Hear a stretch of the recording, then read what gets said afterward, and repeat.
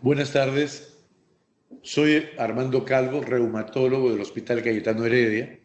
Trabajo en el servicio de reumatología del Departamento de Medicina y hoy vamos a hablar sobre manejo del dolor. La motivación para tocar este tema ha sido que en la mayoría de teleconsultas los pacientes tenían problemas de dolor. Será porque soy reumatólogo, pero es lo que generalmente se ve en la consulta reumatológica. Para poder solucionar este problema, uno lo que debe de hacer es entender de qué se trata el dolor. Y cuando pensamos en el dolor de las personas, debemos de pensar que ese es un dolor individualizado, propio de cada uno. Porque si bien es cierto, tiene una parte sensorial objetiva, pero tiene una parte muy importante emocional y esta es subjetiva. Entonces, para un mismo estímulo, la gente vive su dolor de una manera propia. Entonces, nunca menospreciemos el dolor de los pacientes.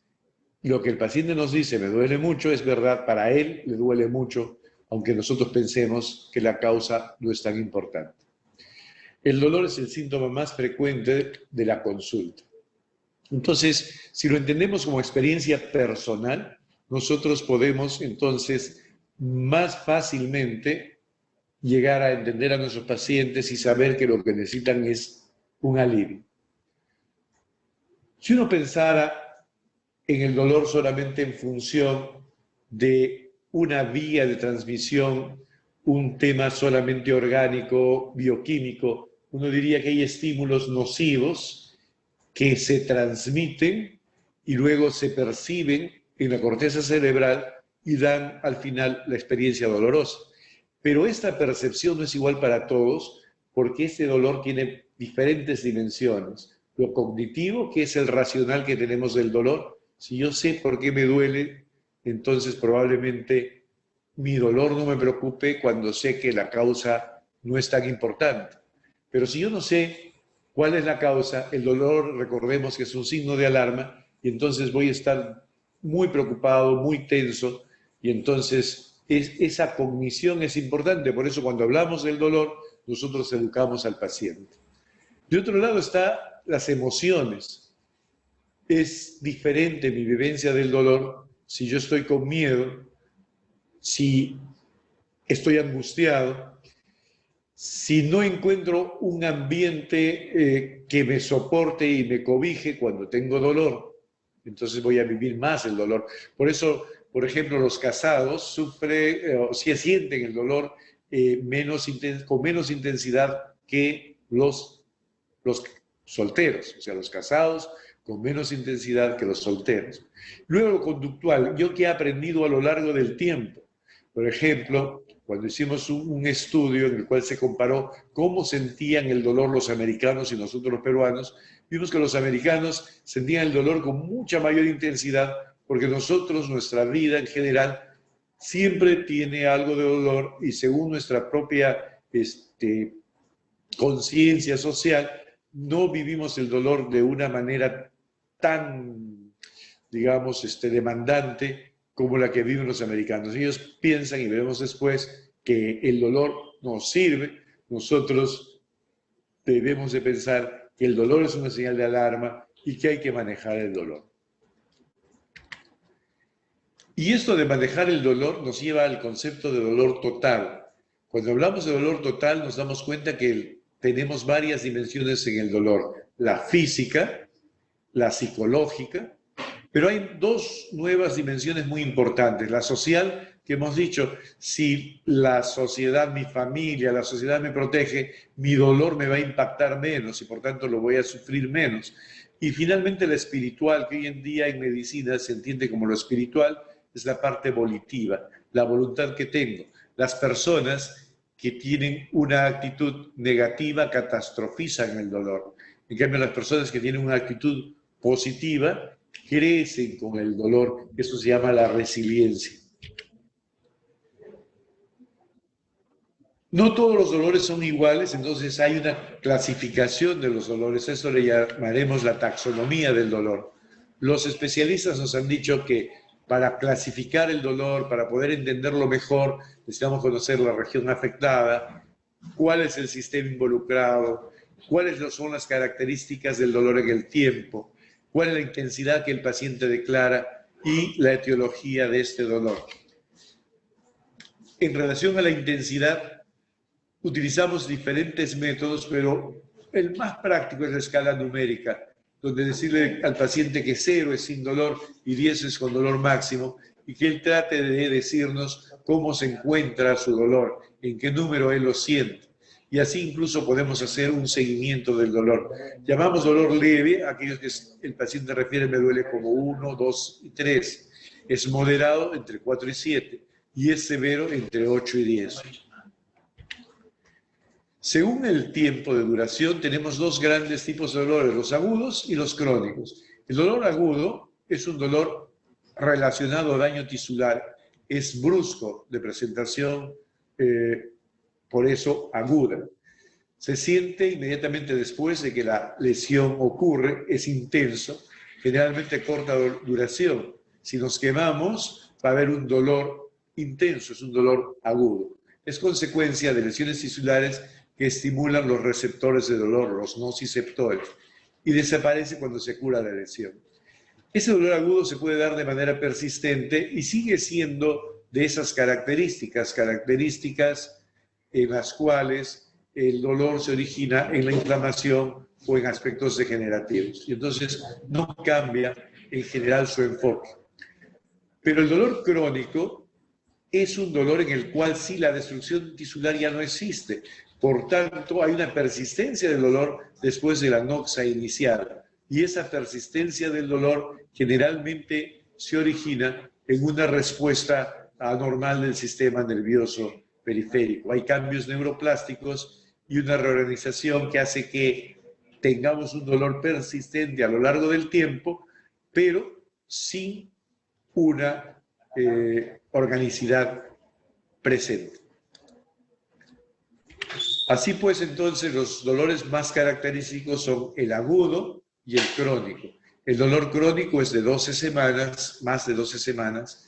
En el dolor crónico, el mismo dolor ya es causante de daño. En ese dolor crónico, la etiología no siempre es evidente y muchas veces es un diagnóstico difícil de establecer su causa. El paciente siente depresión, angustia. Nosotros podemos controlar el dolor para mejorar la calidad de vida. A veces no llegamos a desaparecer el dolor y la terapia va a ser según la fisiopatología. La conclusión es que este dolor crónico produce frustración en el paciente y en el médico. Es difícil de aliviarlo, por tanto, tanto el paciente como el médico, los dos tienen una actitud de frustración. El dolor agudo es de corta duración, nos sirve para protegernos, es el signo de alarma. La etiología es clara, me quemé, me han hincado, me golpeé, me fracturé. El estado de ánimo, ansiedad y miedo, sobre todo cuando no entendemos en qué se origina el dolor, ni sabemos si representa algo muy severo. Por ejemplo, me puede empezar a doler la barriga muy intensamente y yo no sé si se me está rompiendo algo o si de repente es un cólico simplemente de gases. La evolución del dolor agudo es hacia la resolución, la cura. La terapia normalmente son analgésicos y el impacto siempre es positivo. Ahí los médicos rápidamente logramos que el paciente se alivie y él está contento y nosotros también. Cualquier dolor, además, debemos de clasificarlo siguiendo este flujograma. Vemos, el dolor puede ser orgánico o puede ser funcional. Si es orgánico, puede ser nociceptivo, puede ser neuropático o mixto. Y si es nociceptivo, pudiese ser mecánico o inflamatorio. Veamos cómo es esto. Los dolores orgánicos son constantes, pueden ser tenebrantes u opresivos si son musculoesqueléticos, tienen una ubicación fija y una estructura definida que duele. En cambio, el dolor funcional es episódico, tiene una duración breve normalmente, es tipo hincada, no se refiere a una estructura anatómica definida. Estos son los pacientes que, por ejemplo, tienen una histeria, son dolores que hablamos de carácter somatomorfo. El dolor nociceptivo, ¿qué implica? Lesión tisular activa, receptores estimulados, y entonces, ¿por qué se estimulan? Por calor, por frío, por vibración, estiramiento, se liberan sustancias químicas que producen inflamación y los tejidos se inflaman o se destruyen. El dolor nociceptivo, el dolor neuropático, en cambio está causado por un daño estructural y disfunción de las neuronas del sistema nervioso central o periférico. Este de acá está causado por una noxa que compromete cualquier aparato o sistema y está incidiendo sobre el receptor del dolor, el nociceptor. El dolor neuropático, el daño es sobre el sistema nervioso central o periférico. Lo importante de diferenciarlos es que el enfoque terapéutico va a ser diferente.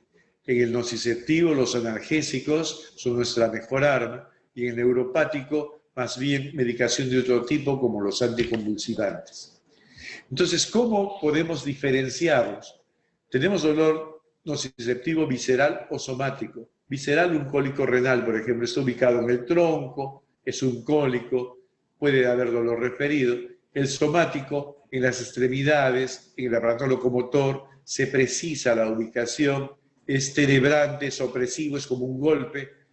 Irradiación, a veces hay que recordar que cuando las sacroiliacas las sacroiliacas pueden originar dolor, que el paciente lo siente en la cadera, y que la cadera puede originar dolor y el paciente lo siente en la rodilla. El dolor somático mejora con antiinflamatorios y analgésicos. En cambio, el dolor neuropático tiene una distribución siguiendo un dermatoma, o a veces no se precisa bien la distribución. Uno dice que la experiencia de dolores somáticos es frecuente y todos sabemos reconocer un dolor somático. En cambio, aquel que viene con dolor neuropático dice, yo no sé qué me pasa, me está doliendo la pierna y siento como que me quema, me arde, porque el dolor es así, urente, o hay una parestesia, puede haber hincones. Existe lo que se llama la lodinia, la hiperalgesia, que vamos a ver en un ratito. Y la irradiación, según el territorio nervioso, la raíz nerviosa, como habíamos visto, anticonvulsivantes para el dolor neuropático y para el somático, AINES y analgésicos. Entonces, existe toda una definición de términos que describen al dolor neuropático. El primero, alodinia. ¿Qué significa? Es un dolor que se despierta bajo un estímulo que normalmente no provoca dolor. El paciente con alodinia dice, me duele hasta la ropa que me pongo, doctor. O si yo le paso suavemente un algodón, le duele. Eso es alodinia. Hiperalgesia, hay aumento de la respuesta dolorosa a un estímulo doloroso. Pero ese estímulo doloroso, que puede ser táctil o térmico, normalmente debería determinar, según su fuerza, según su severidad, un tipo de dolor, digamos, de una intensidad A. Pero el que tiene hiperalgesia lo siente muchísimo más intensamente. Hipoalgesia es una disminución de la respuesta dolorosa a un estímulo normalmente doloroso. Hincamos a una persona, no le duele, tiene hipoalgesia. Parestesia es una sensación anormal como hormigueo, picor, adormecimiento a un estímulo que normalmente no es desagradable. Disestesia, sensación desagradable. Hiperestesia, aumento de la sensibilidad a la estimulación. Hipoestesia, disminución de la sensibilidad a la estimulación. Entonces, cuando tenemos alodinia, hiperalgesia, nosotros debemos de pensar en dolor neuropático. Si el paciente refiere parestesias, si el paciente refiere sensaciones extrañas, adormecimientos, en un dolor neuropático. Entonces, existen cuestionarios que no vale la pena utilizarlos, sino recordar que el dolor neuropático da ardor, da sensación de frío en las piernas, descargas eléctricas, hormigueo, alfileres, agujas, adormecimiento, comezón, y que puede haber hipoestesia al tacto, al pinchazo, o puede haber alodinia solamente por el roce, sensación dolorosa. Entonces, así, si estamos bien atentos durante la anamnesis, cuando preguntemos y observar cómo le duele, vamos a saber si el dolor es neuropático o nociceptivo.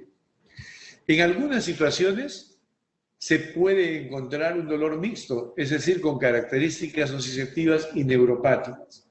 En esas condiciones, el paciente va a manifestarnos, por ejemplo, si fuera lumbalgia, un dolor nociceptivo lumbar y luego con una irradiación que va a estar hablando del compromiso neuropático.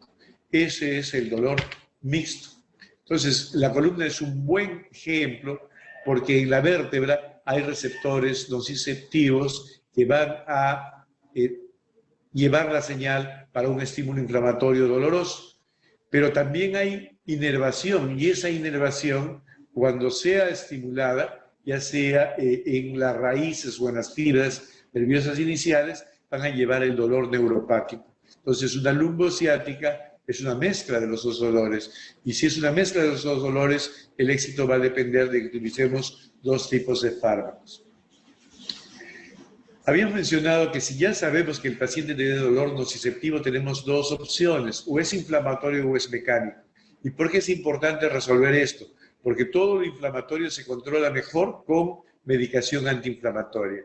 El dolor inflamatorio tiene un ritmo horario que en las mañanas es más importante, por eso dolor matutino. Con el ejercicio disminuye, mejora con el trajín del día. El reposo no lo calma, hay rigidez matutina y en el laboratorio la velocidad de sedimentación está elevada. El dolor mecánico es un dolor más bien que aparece a lo largo del día por las tardes. ¿Por qué? Porque empeora con el ejercicio, aumenta con el trajín. Si reposamos calma y no tiene una rigidez matutina prolongada de 30 minutos o más de 30 minutos, sino más bien después de una actividad puede haber unos 5 minutos, 10 minutos de rigidez. O sea, tiene una rigidez post-actividad, pero de muy corta duración. En estos casos la velocidad de sedimentación es normal.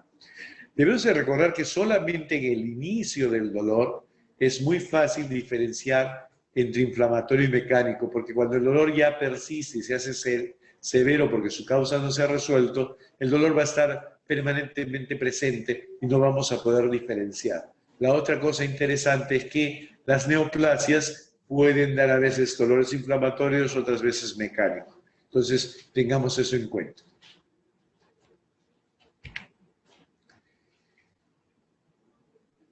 ¿Quiénes tienen dolor? Vean ustedes, en negro la artritis, con el tiempo, las personas mayores son las que más dolor tienen.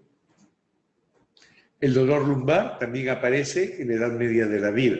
Entonces, el tema del dolor es un tema que normalmente se da en personas mayores, especialmente el dolor crónico o el dolor persistente. El dolor agudo, bueno, por traumas, los traumas son más frecuentes en las personas jóvenes.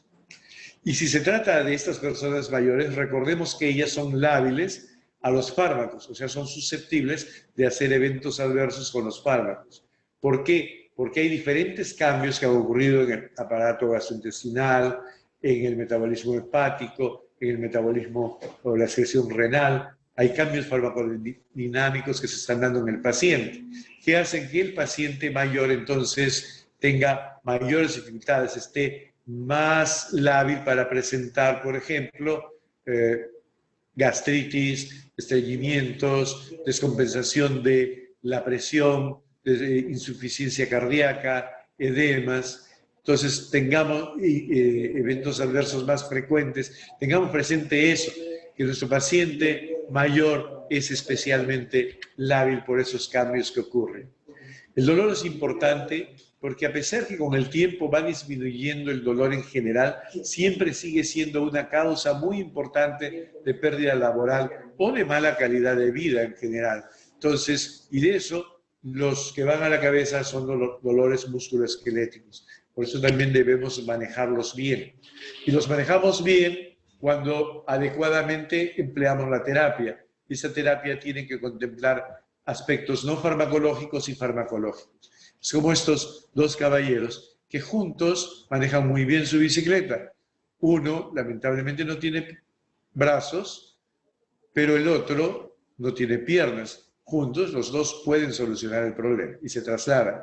Igual, la terapia no farmacológica y farmacológica son complementarias. Siempre ante cada dolor que queramos manejar, después de saber cuál es su causa, debemos de pensar ¿qué hacemos desde el punto de vista no farmacológico y qué hacemos desde el punto de vista farmacológico? Los fármacos para el dolor se pueden utilizar siguiendo la escala terapéutica del dolor de la Organización Mundial de la Salud. Para dolores leves, los analgésicos y los antiinflamatorios son suficientes.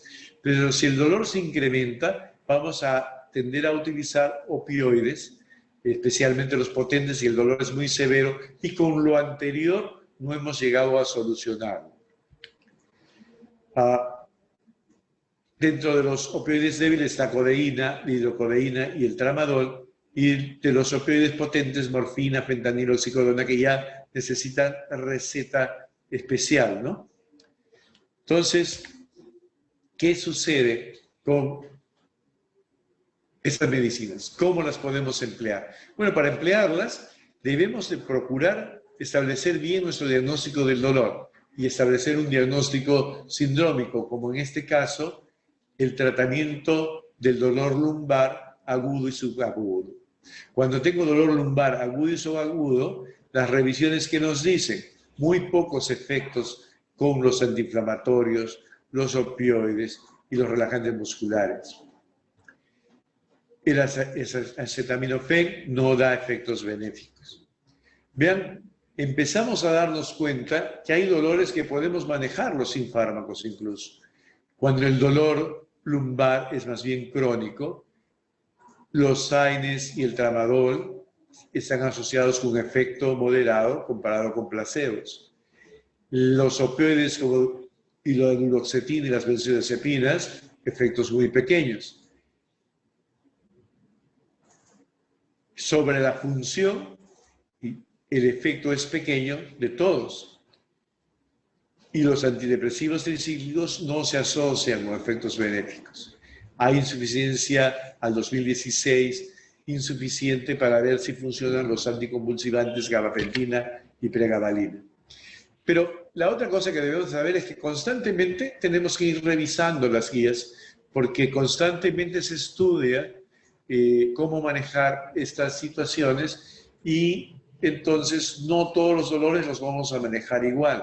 Acá estamos viendo que para el 2017 el Colegio Americano de Médicos nos dice cómo va a ser el dolor, el manejo no invasivo del dolor lumbar agudo, subagudo y crónico.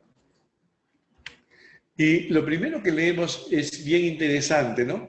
Cuando los pacientes tienen dolor agudo y subagudo, este tiende a mejorar sobre el tiempo, no importa qué tratamiento hayamos escogido. Entonces, tanto los pacientes como los médicos deben saber que la terapia no farmacológica con calor superficial, masajes, acupuntura, manipulación vertebral, tiene baja cualidad, incluso de evidencia. O sea, los usamos, pero su evidencia no es muy fuerte. Y que el tratamiento farmacológico, si es que quisiéramos utilizarlo, debería ser antiinflamatorios o relajantes musculares. Para pacientes con dolor lumbar crónico, inicialmente la terapia no farmacológica, ejercicio, rehabilitación, acupuntura, lo que se llaman las estrategias mente-cuerpo, como el yoga o el tai chi, son importantes. Y en los pacientes que no tengan respuesta a la terapia no farmacológica, ya tratar de utilizar antiinflamatorios o esteroideos como terapia de primera línea, o tramadol o duloxetina como terapia de segunda línea. Entonces vemos que nos empezamos a orientar de acuerdo a las características del dolor. Hemos dicho dolor lumbar, en el cual este dolor lumbar es agudo, este dolor va a pasar con el tiempo, se va a recuperar el paciente, tenemos que darle algunas medidas y en general no necesitaría medicación. Dolor lumbar crónico, sobre todo va a necesitar cambio en estilo de vida y va a necesitar medicación no farmacológica. ¿Y por qué es que tanto nos cuidamos de utilizar fármacos? Por los eventos adversos. Y generalmente los eventos adversos no son bien reportados en la literatura. Sabemos que si usamos antiinflamatorios no esteroideos, vamos a tener efectos adversos importantes.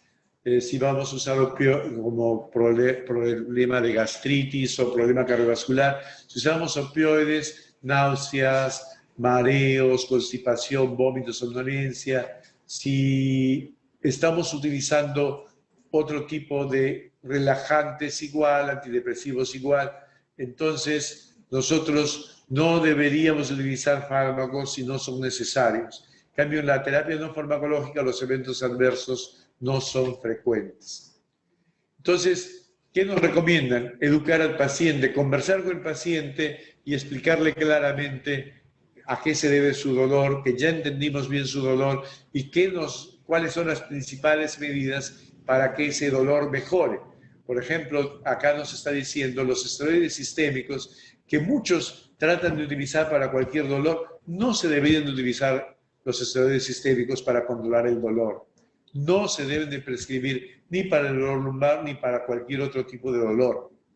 Hemos escuchado que muchos emplean la combinación de diclofenac con dexametasona para controlar el dolor de los pacientes. Eso no se debe de hacer. Incluso les he recordado que esa es una práctica veterinaria usual, pero los veterinarios no tienen la posibilidad de llegar a hacer un diagnóstico muy fino porque su paciente no los ayuda.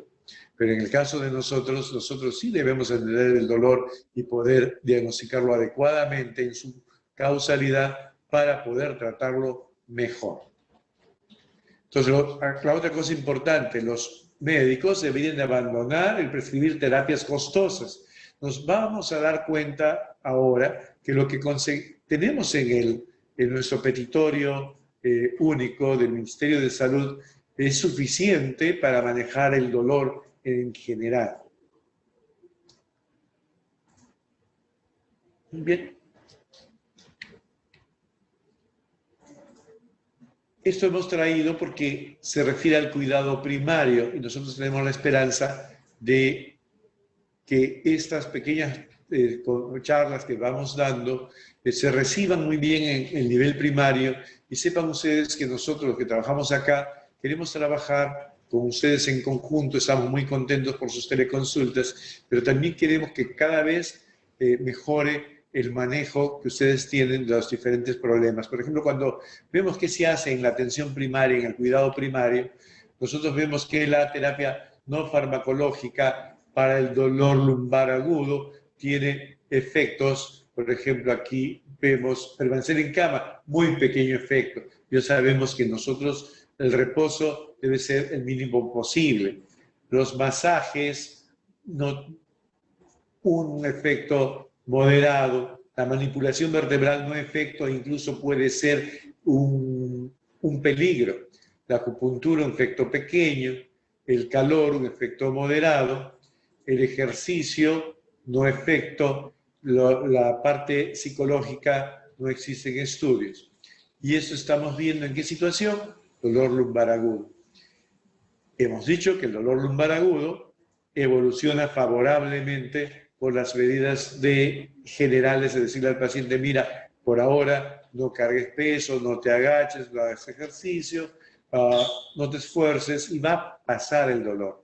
Le vamos a decir, vamos a usar masajes o vamos a colocar calor húmedo y eso le va a ayudar. Si el dolor sigue estando presente, podemos usar antiinflamatorios, relajantes, pero con muy poca evidencia. Sin embargo, los podemos usar.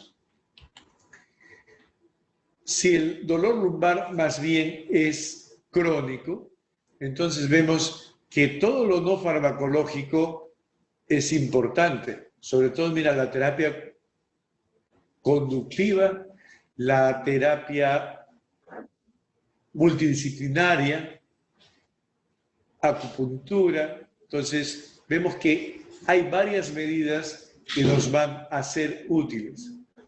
Y dentro del farmacológico, nuevamente, los efectos son pequeños de antiinflamatorios y opioides.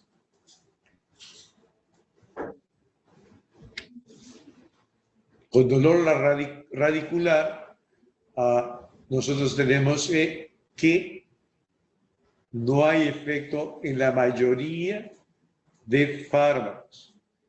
Entonces, con dolor radicular, ¿qué podemos hacer? Recordemos que esto es para el año 2017. Vamos a ver qué cosas hacemos más allá. También están los flujogramas que podemos utilizar. Lo vamos a ver más de cerca aquí. Si yo tengo un adulto con dolor lumbar, lo primero que tengo que hacer es tomar una buena historia para saber cuál es su posible causa. Tengo que estar atento a si hay además señales de alarma, como fiebre, o que el paciente esté muy adelgazado, o que el paciente sea muy mayor. Esas señales de alarma me pueden hacer pensar que necesito rápidamente evaluar la posibilidad de una infección o de una neoplasia. Bueno, entonces la historia la tenemos que tomar cuidadosamente y debemos excluir, por supuesto, las causas de dolor espinal que no se encuentran en la columna vertebral, como la enfermedad de la cadera, pancreatitis, endometriosis, causas vasculares, etc.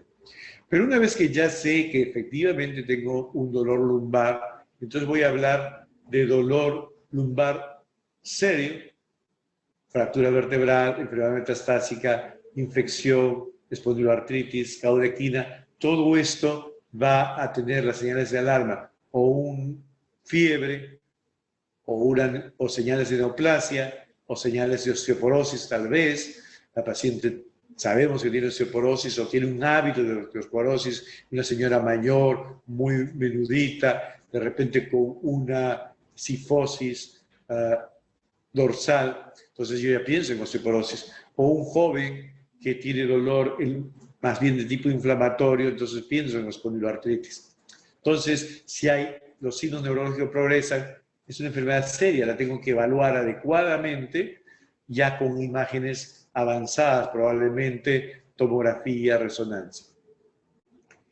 Si en este triaje diagnóstico también voy a saber si ya hay problemas radiculares o claudicación.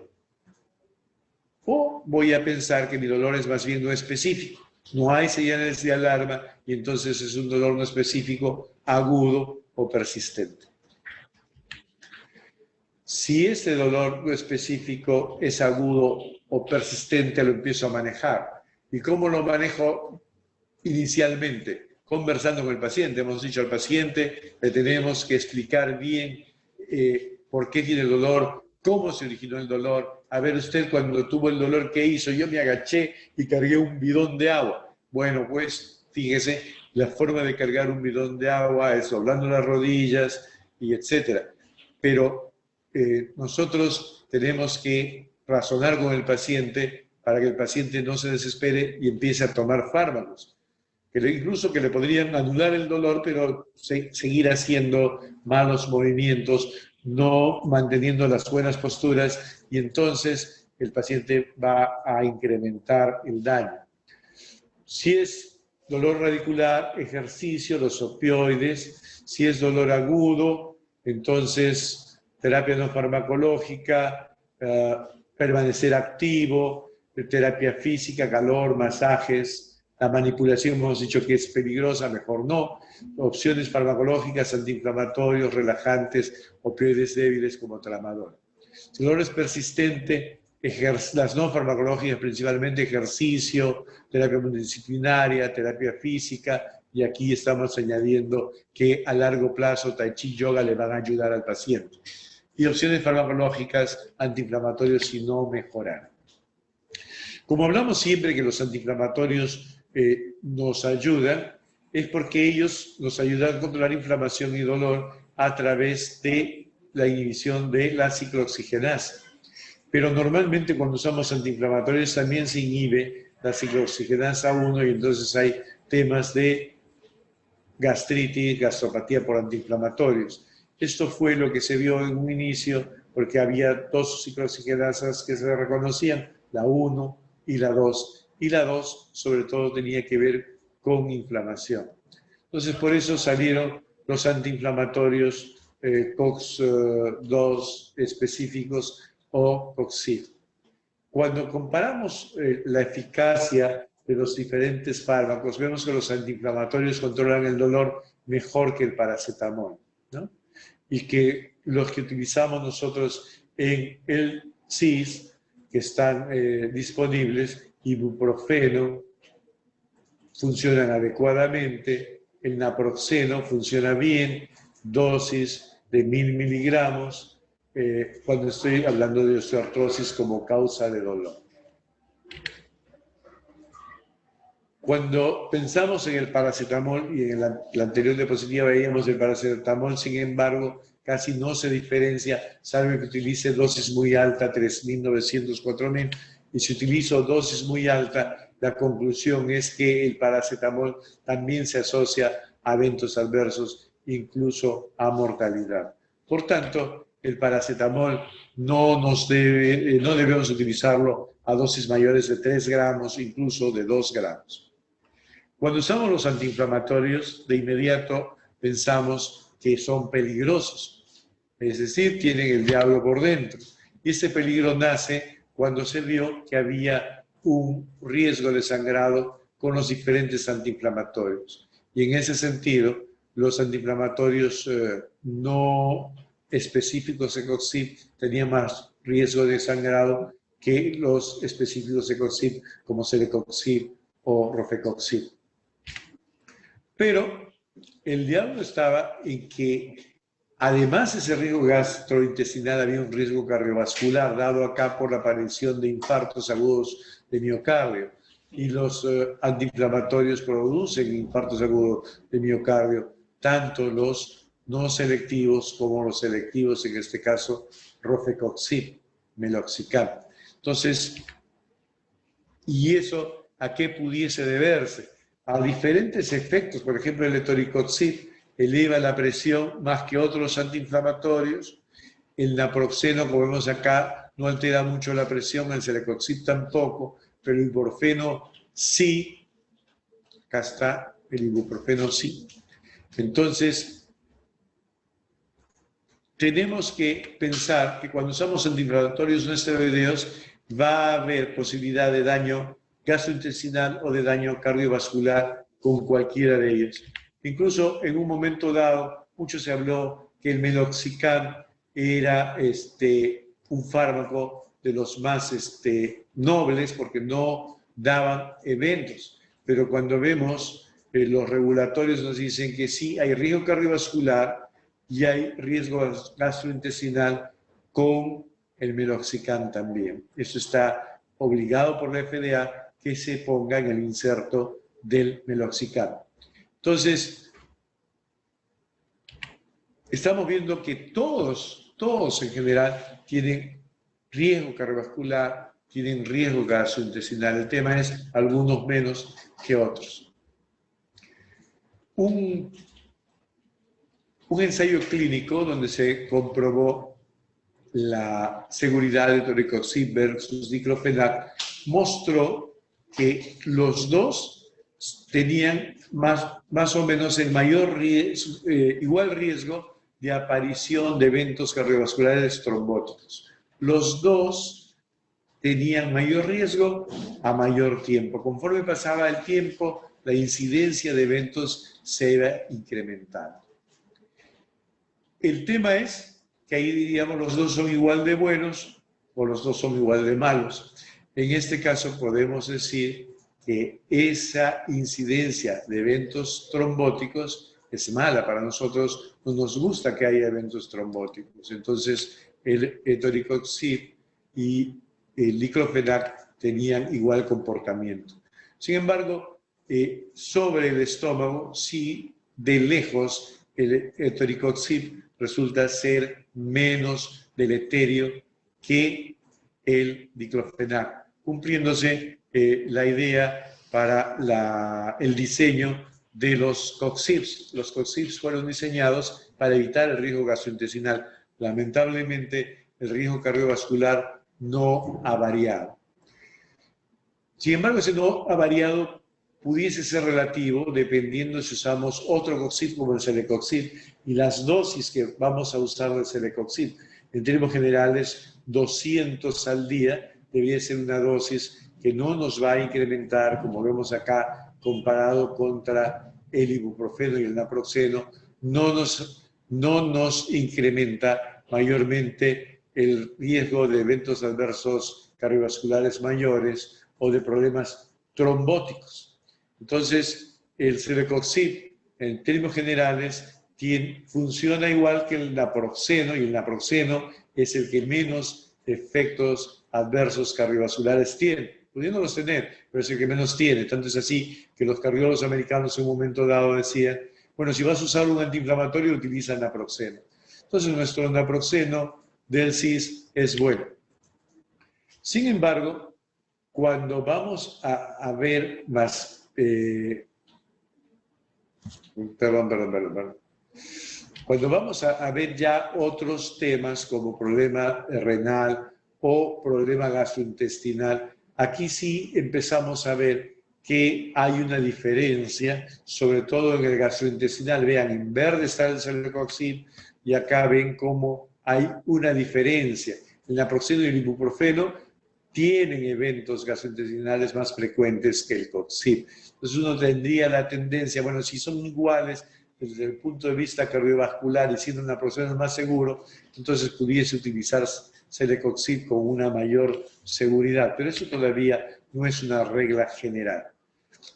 Entonces, lo que debemos de recordar es que si vamos a usar inflamatorios, especialmente en personas mayores, tenemos por un lado el riesgo gastrointestinal, las úlceras, que no solamente se ven en el estómago, sino también en el intestino, y los problemas cardiovasculares, especialmente el infarto y los accidentes cerebrovasculares.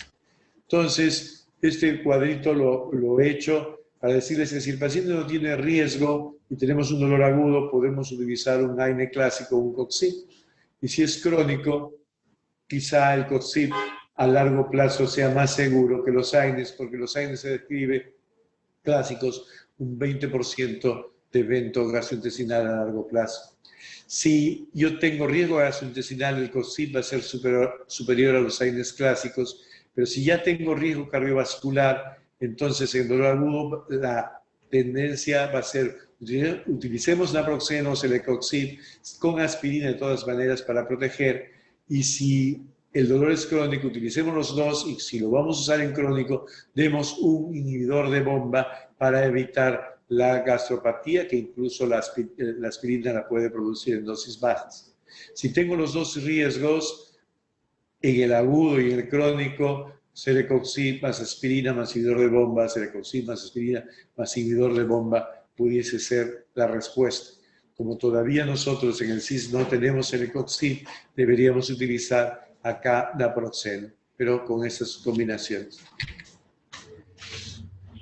¿Y qué pasa con los opioides?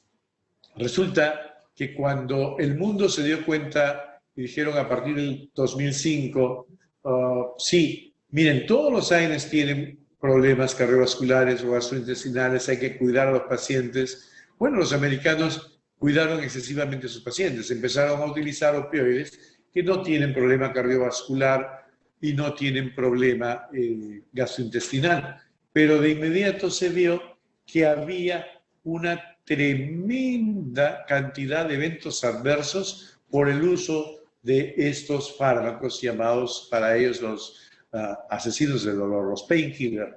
Entonces, estos fármacos incrementaron los eventos adversos y se incrementaron las hospitalizaciones de una manera muy importante porque había una sobreutilización de ellos.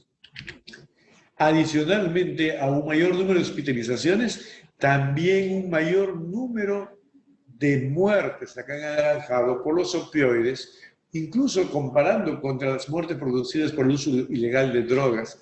Por tanto, se dijo, esto es una epidemia. Hay la epidemia por el uso de opioides y hoy en día en Estados Unidos se procura restringir el uso de opioides de manera muy importante. Recordemos entonces que para evitar, si debemos usar opioides, debemos tener en cuenta algunas condiciones que llevan al abuso. Procurar no utilizar en menores de 45 años, en personas con antecedentes de drogadicción, en fumadores, en personas con antecedentes de abuso de psicofármacos. Hay personas que toman fármacos para dormir todas las noches. Esas personas son buenos candidatos para utilizar opioides porque pudiesen llevar al abuso. Además, se hicieron revisiones constantes de cómo utilizar los opioides en dolor crónico no oncológico. En general se dice ahí no deberíamos utilizar, pero en algunos sí se podría, sobre todo los débiles como el tramadol, dolor lumbar, dolor cervical, dolor postquirúrgico persistente y vasculopatía periférica. De ninguna manera dolor musculoesquelético, cefalea, dolor orofacial, dolor pélvico crónico, fibromialgia, neuralgia, neuropatía diabética, aunque en fibromialgia hay algunos estudios que permiten usar el tramadol. E incluso cuando usamos tramadol tenemos que tener en cuenta que siendo un opioide débil, pero también tiene sus eventos adversos, náuseas, mareos, somnolencia, especialmente a mayor edad. Los pacientes mayores son los que más tienen esos eventos adversos. Y debemos tener cuidado con aquellos que tienen insuficiencia hepática, insuficiencia renal, mayores de 75 años, epilépticos o psicotrópicos. Y sus inhibiciones, especialmente con antidepresivos, sus interacciones. No podemos dejar de hablar un poco del cannabis, porque todos los pacientes que tienen dolor crónico están pidiendo utilizar cannabis.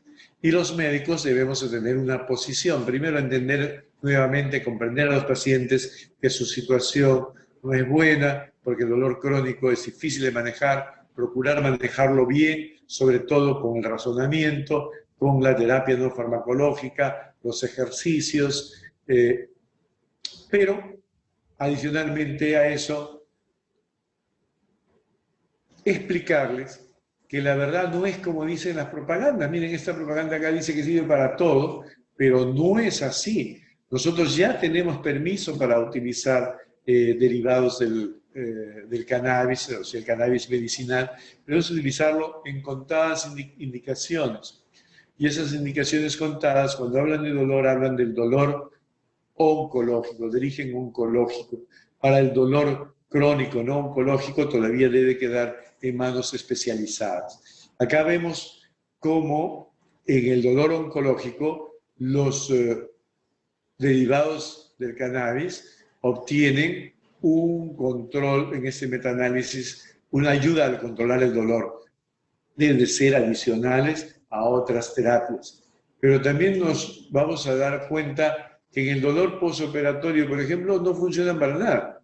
Entonces tengamos mucho cuidado en no prescribirlo más que en aquellas condiciones para las cuales ellos están aprobados y pueden leer la norma del MINSA. Ahora ya salió una resolución ministerial que aprueba una norma técnica para uso del cannabis. ¿Y por qué no debemos usarlo indiscriminadamente? Porque tiene eventos adversos. Estos los relacionados al sistema nervioso central, como pueden ser mareos, vértigo, o estos de acá asociados a trastornos psicológicos, más ansiedad, esquizofrenia. Entonces, nosotros en personas que hayan tenido esquizofrenia o haya esquizofrenia en la familia o tomen psicofármacos, no deberíamos utilizar cannabis de ninguna manera. Entonces, bueno, con esto he querido darles una revisión para poder en las siguientes teleconsultas que hagan, poder enfocar a los pacientes mejor y poder discutir cómo vamos a controlar su dolor. Gracias. Dolor de la neuralgia posherpética. No hemos hablado del manejo de los dolores de neuralgia posherpética o de neuropatía diabética, pero esos dolores los podemos abordar con estos anticonvulsivantes dentro del petitorio farmacológico que utilizamos en el MINSA. Está la gabapentina, y cuando vemos la gabapentina la tenemos de 300 miligramos, y una tableta o 2 tabletas o 3 tabletas a veces no son suficientes. Debemos de titular al paciente llegando, por ejemplo, a 600 miligramos 3 veces al día y seguramente que tendremos un mejor resultado. También podemos utilizar amitriptilina, que contamos con ella.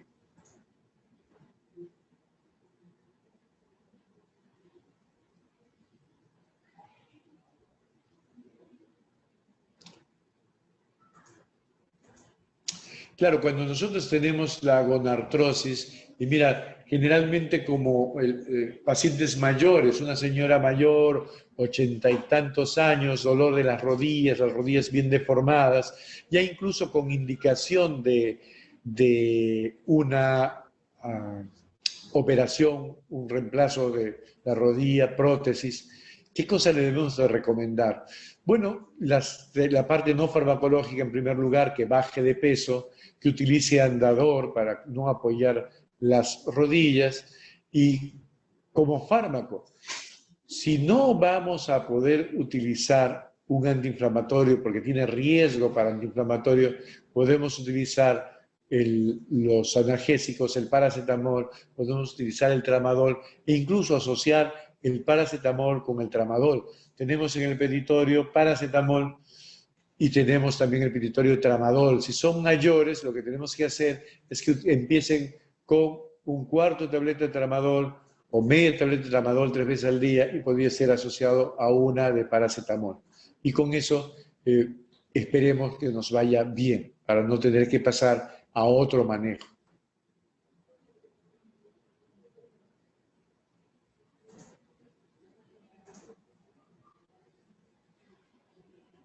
Es importante también, capaz, para hablar de esos pacientes con artrosis, que hay muchos con una artrosis muy severa, que es también muy difícil controlar el dolor si ya necesitan una prótesis.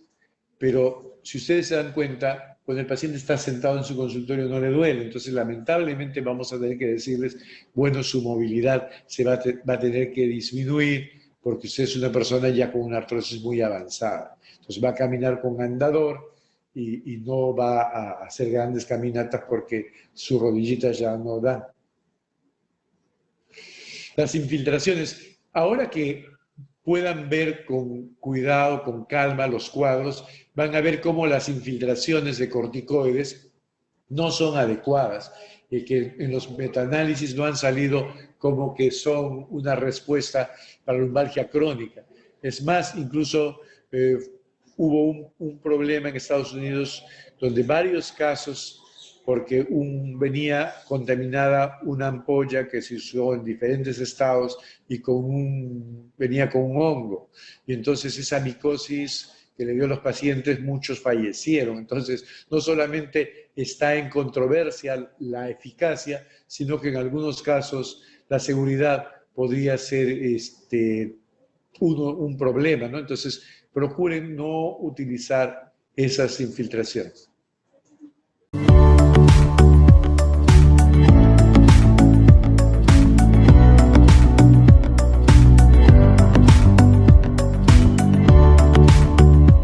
Gobierno del Perú. El Perú primero.